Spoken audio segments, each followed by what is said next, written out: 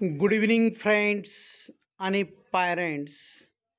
आज आपण पुन्हा आपल्या सर्वांच्या दृष्टीने एक सुंदर आणि सोपा असा इंग्लिश स्पोकनचा व्हिडिओ घेऊन आलेलो आहे. आज माझ्याकडे एकूण 10 वाक्य आहेत. त्या 10ही वाक्यांची रचना subject plus am is are plus noun.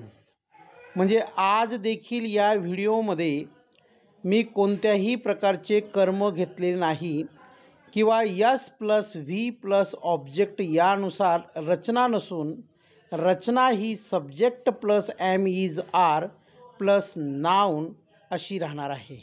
आता नाऊन म्हणजे काय? नाऊन म्हणजे नाम.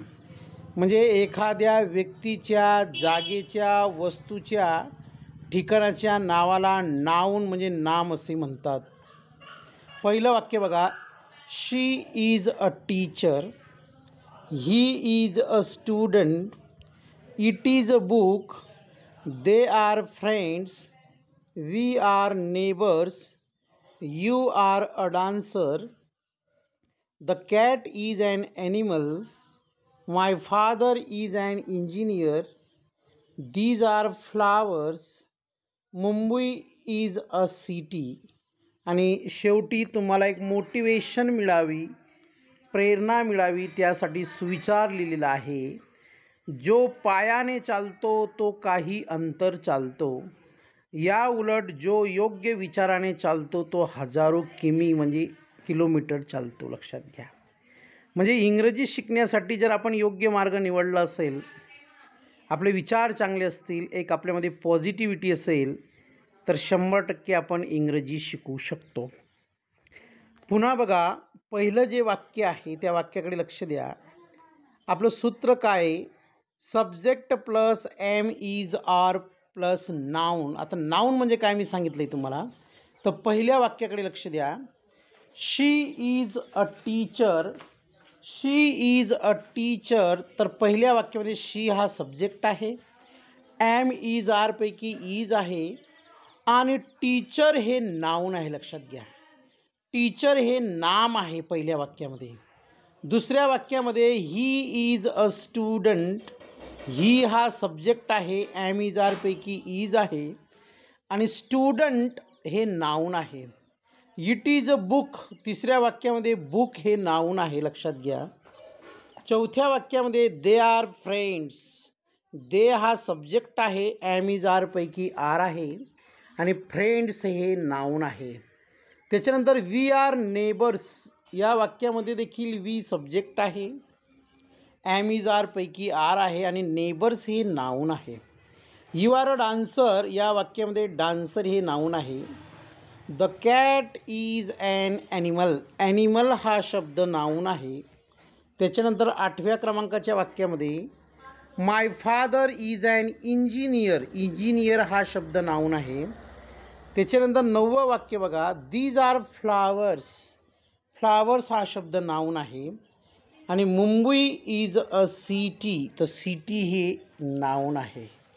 लक्षात घ्या, इंग्रजीमध्ये फक्त सब्जेक्ट, व्हर्ब, ऑब्जेक्ट यानुसारच इंग्रजी वाक्यरचना तयार करता येतात असं नाही. आपलं इंग्रजी वाचन जर चांगलं असेल, आपला इंग्रजीचा अभ्यास जर चांगला असेल, आपली इंग्रजी लिहिण्याची आणि बोलण्याची प्रॅक्टिस म्हणजे सराव जर चांगला असेल, तर आपण वेगवेगळ्या प्रकारची वाक्य बोलू शकतो आणि इंग्रजीमध्ये पाहिजे तशी आवश्यक ग्रोथ करू शकतो. राईट. तर बघा, पहिलं वाक्य आहे शी इज अ टीचर, ती एक शिक्षिका आहे. आपण पुढे मराठी ट्रान्सलेशन देखील दिलं आहे. म्हणजे तुम्ही मराठी वाक्याचं इंग्रजी वाक्य करू शकतात किंवा इंग्रजी वाक्याचं मराठी वाक्य तयार करू शकतात. म्हणून शी इज अ टीचर, ती एक शिक्षिका आहे. ही इज अ स्टुडंट, तो एक विद्यार्थी आहे. इट इज अ बुक, ते एक पुस्तक आहे. दे आर फ्रेंड्स, ते मित्र आहेत. वी आर नेबर्स, आम्ही शेजारी आहोत. यू आर अ डान्सर, तू एक नृत्यांगना आहेस, तुम्ही एक नर्तक आहात. नर्तक म्हणजे नृत्यांगना, नाचणारे. The cat is an animal, मांजर एक प्राणी आहे. My father is an engineer, माझे वडील एक अभियंता आहेत. इंजिनियरला मराठीमध्ये अभियंता म्हणतात. दीज आर फ्लावर्स, ही फुले आहेत. Mumbai is a city, Mumbai एक शहर आहे. तर अशा प्रकारची वेगवेगळी वाक्य आपण दिलेल्या सूत्रानुसार बनवू शकतात आणि हजारो वाक्य बनवून ते बोलू शकतात, लिहू शकतात, वाचू शकतात किंवा आपल्या सोप्या भाषेमध्ये आपली स्वतःची एक वैयक्तिक नोट्स काढू शकतात. तर पुन्हा सांगतो, subject plus am is are plus noun या सूत्राचा वापर करून आपण हजारो लाखोच्या संख्येने वेगवेगळ्या प्रकारची वाक्य बनवू शकतो.